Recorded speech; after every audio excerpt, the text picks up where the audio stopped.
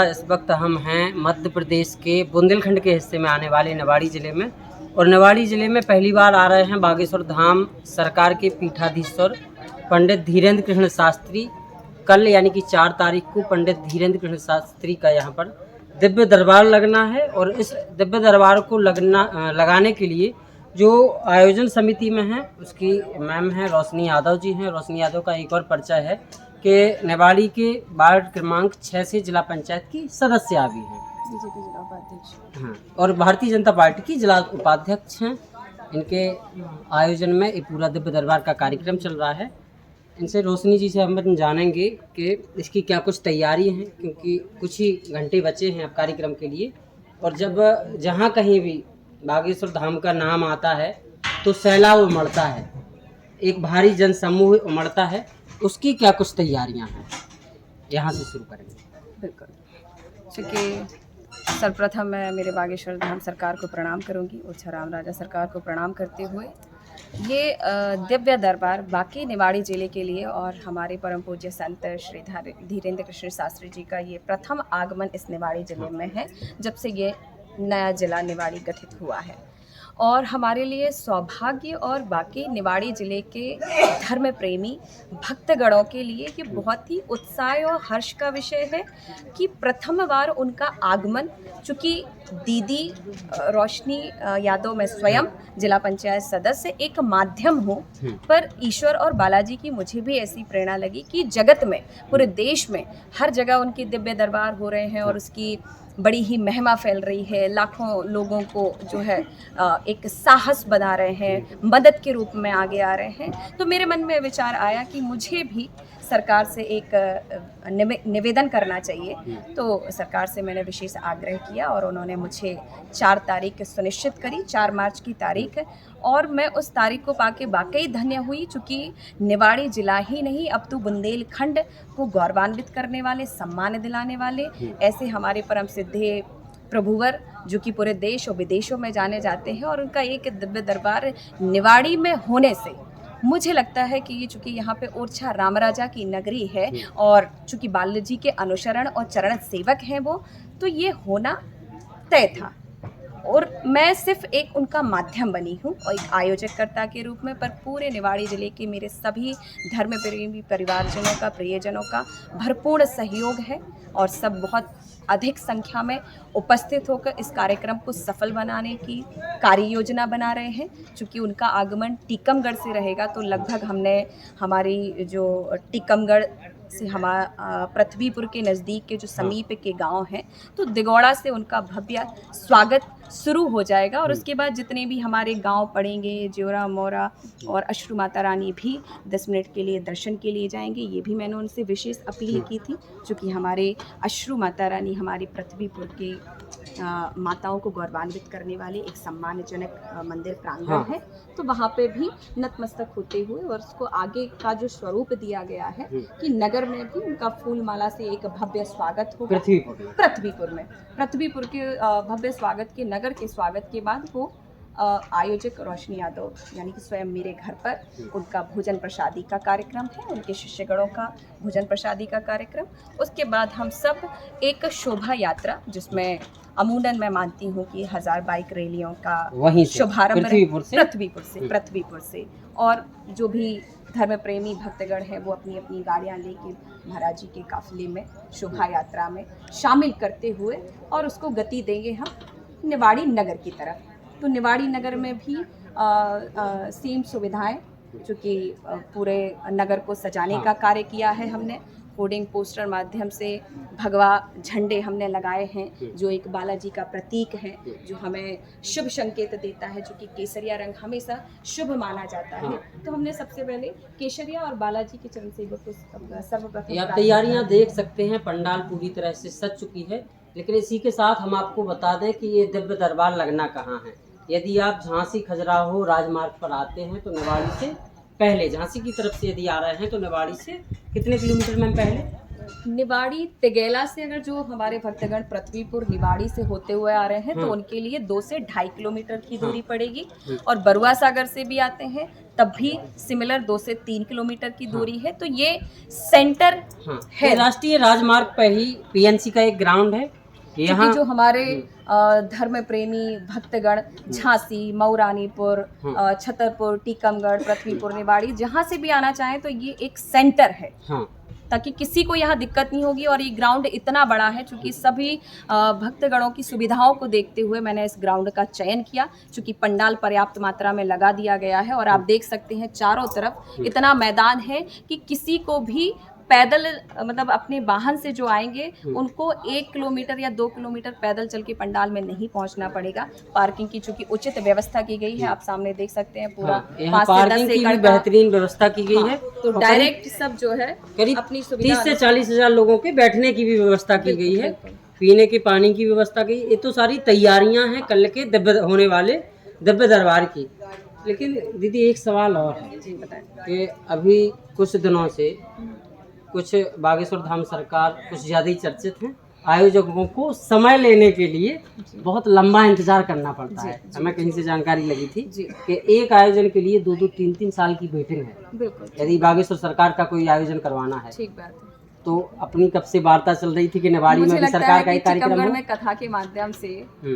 प्रभुदेव ने स्वयं ही कहा है कि मैं अमूनन 1-2 साल से अर्जी लगा रही थी। हाँ, क्योंकि मेरी आस्था बस इतनी थी कि मैंने बहुत अधिक मात्रा में उससे पहले 3 साल पहले मैं भी परिचित नहीं थी। लेकिन जब भी मैं उनकी शरण में गई हूँ मैंने एक सकारात्मक परिचय, एक वातावरण मुझे मिला है धाम पर पहुंचकर। और उसके बाद जब मैंने देखा कि मेरे निवाड़ी क्षेत्र और अन्य लोगों की इतनी आस्थाएं हैं कि वो सोमवार के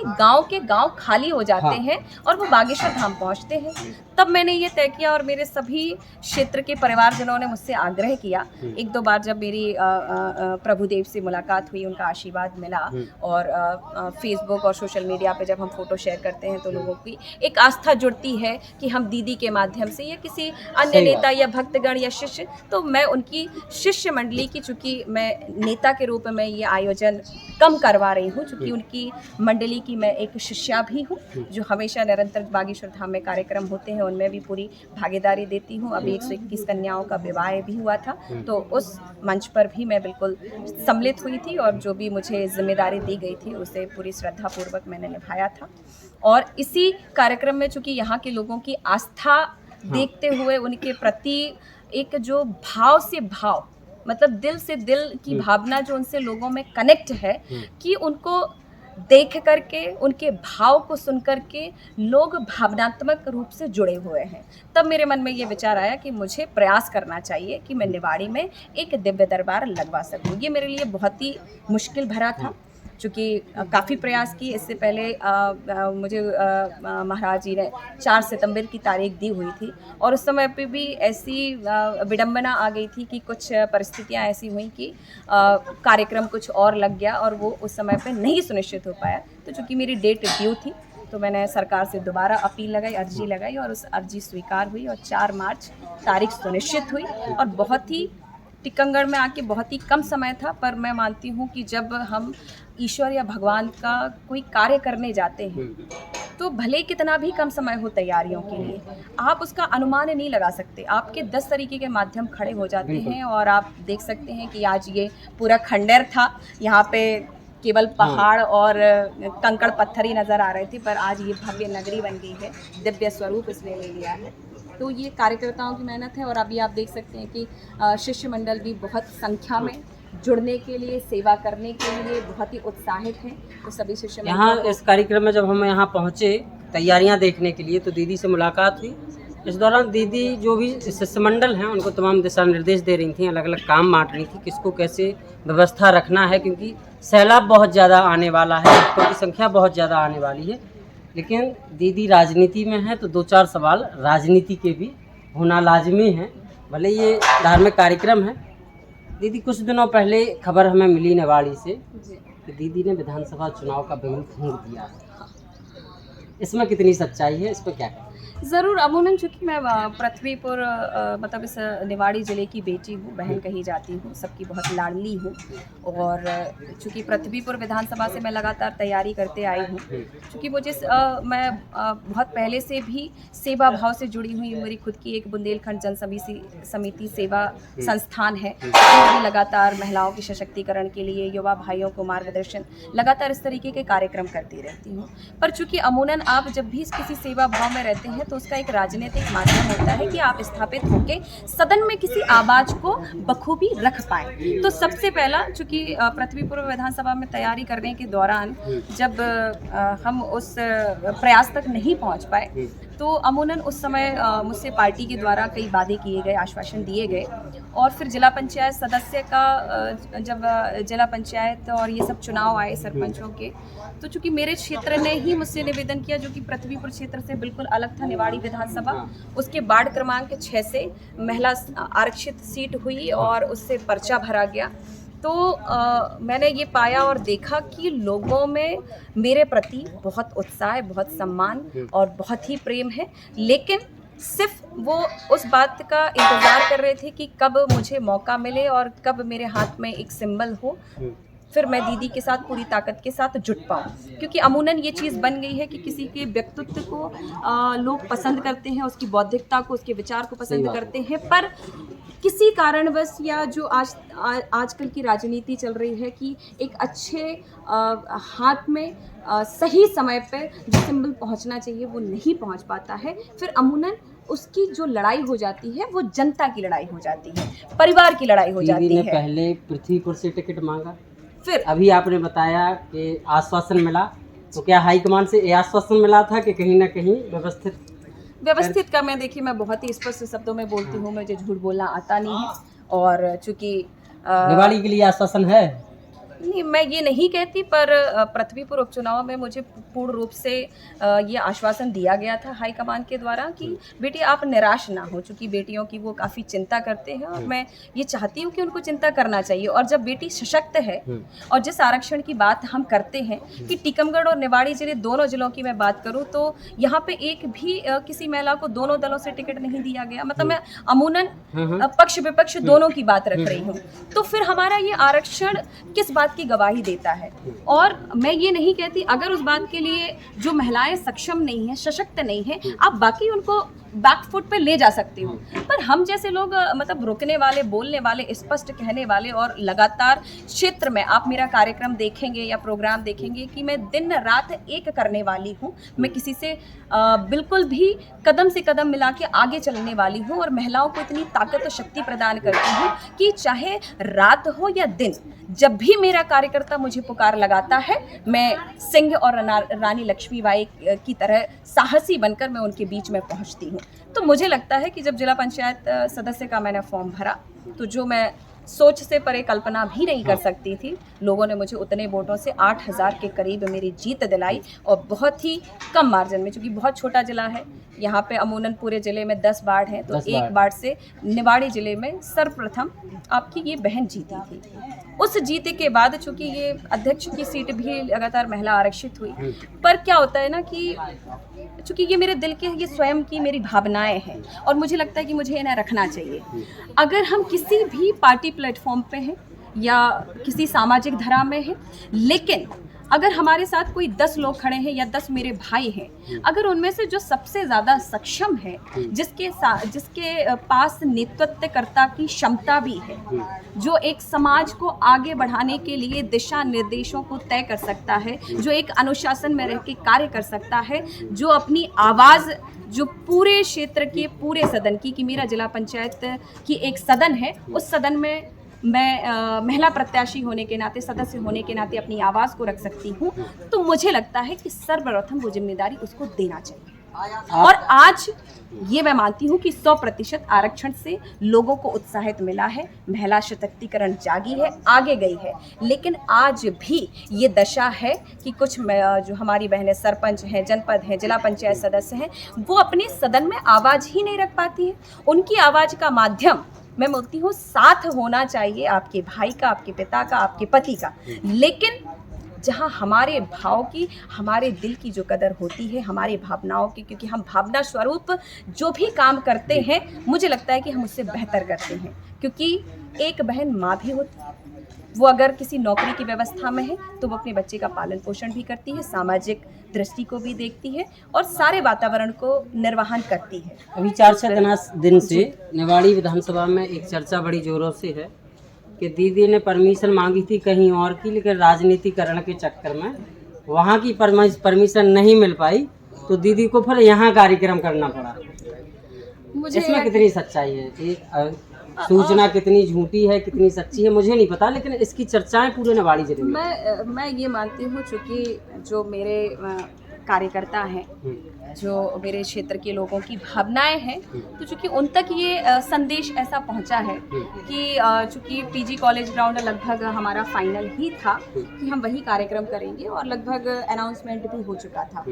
पर चूँकि हमें उतनी जानकारी नहीं थी, फिर हमने थोड़ा सा और गहराई में जाके जानकारी ली तो पता लगा कि अभी इस समय बच्चों के बोर्ड एग्जाम्स वगैरह चल रहे हैं, तो हमने लगा कि हम कोई अच्छा कार्य करने जा रहे हैं और अच्छे कार्य में कोई भी, चूँकि हर समय आप कोई भी अच्छा काम करते हैं तो लोग अच्छाई को कम देखते हुए बुराइयों को ढूंढने का प्रयास हमेशा करते हैं। और मैं इस वार्ता के माध्यम से ये कहना चाहूँगी कि जो लोग बुराइयां खोजने का काम करते हैं, ऐसे मेरे भाई बंधु सभी जो है अपने नेत्रदान करवाने का काम शुरू कर दें, क्योंकि बुराइयां देखी जाती हैं और अच्छाई नहीं देखी जाती। तो जब हम अच्छा कार्य करने जा रहे हैं तो कहीं ना कहीं कुछ ऐसे असामाजिक तत्व होते हैं जो भ्रांतियां फैलाने का कार्य करते हैं, तो हम चाहते हैं कि बचें उससे। हाँ, वापस हम लोग राजनीति से हटके वहीं अपने इसी कार्यक्रम में दिव्य दरबार का कल का क्या टाइमिंग रहेगी, कितने बजे से दिव्य दरबार शुरू होगा, कितने बजे तक चलेगा,